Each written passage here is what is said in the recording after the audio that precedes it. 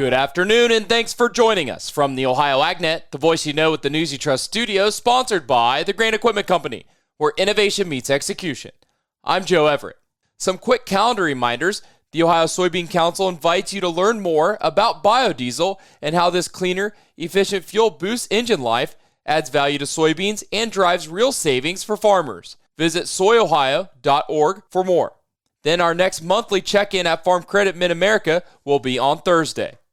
Well, on National Ag Day yesterday, the United States Department of Agriculture Secretary Brooke Rollins said the agency is issuing up to $10 billion directly to ag producers through the Emergency Commodity Assistance Program for the 2024 crop year.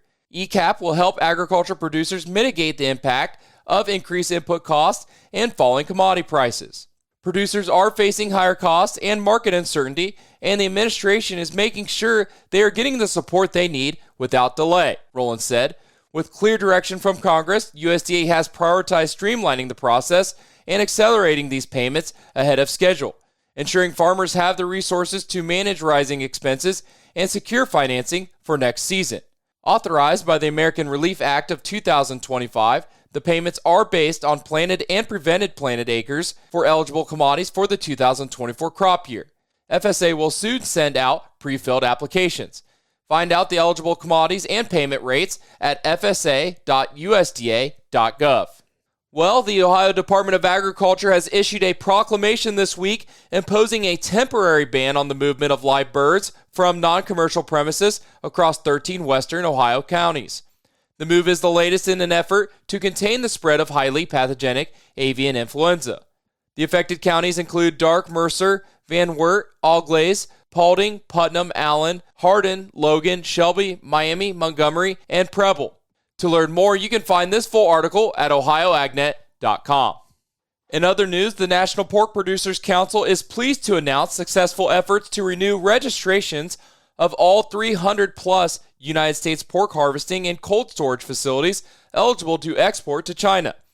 United States pork producers now have maintained access and increased certainty to export their products to the 1.4 billion person Chinese market, says the National Pork Producers Council CEO Brian Humphreys.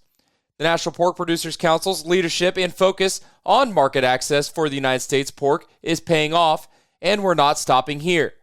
Over the past few months, the United States Department of Agriculture and the U.S. Trade Representative's Office have actively engaged with China's General Administration of Customs to renew the registration of U.S. pork facilities that were set to expire or had recently expired. These United States facilities have been renewed to export to China for the next 5 years. Exports account for more than 25% of the U.S. pork production and support more than 140,000 U.S. jobs. Pork exports totaled $8.6 billion in 2024.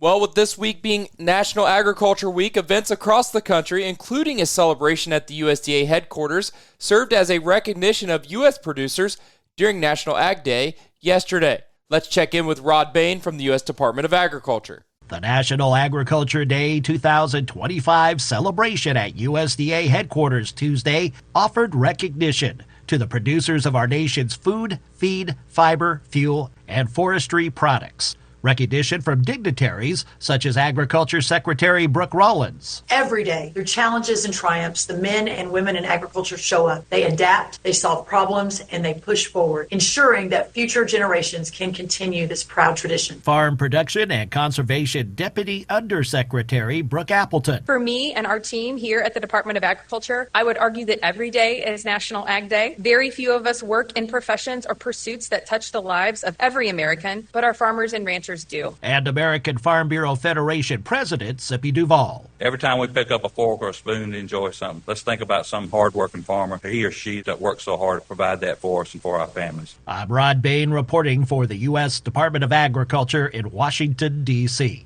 Thanks, Rod, for the update. Stay tuned. We'll be back with your markets after this. Biodiesel isn't just a fuel. It's a game changer for your engine, your wallet, and your farm.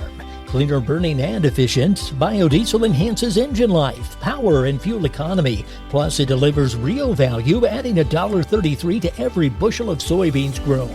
That's 13% more value per bushel, directly tied to the biofuels market. Ready to turn soybeans into power and drive with purpose? Learn how at soyohio.org. Welcome back on the Ohio AgNet.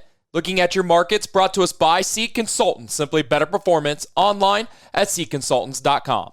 Well, things closed mixed for your Wednesday. Let's start off with May corn, 462, up 3 1/4. December new crop corn, 451 1/2, down 2 3/4. May soybeans, 1008 1/4, down 4 1/2. November soybeans, 1010, down 5 1/2. July wheat, 580, down 2 cents. In livestock, April live cattle 206.82, up $1.45. June live cattle 202.85, up $1.85.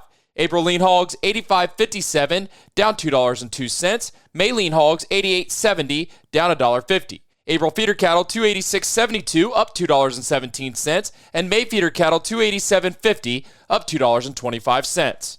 This is the Ohio AgNet.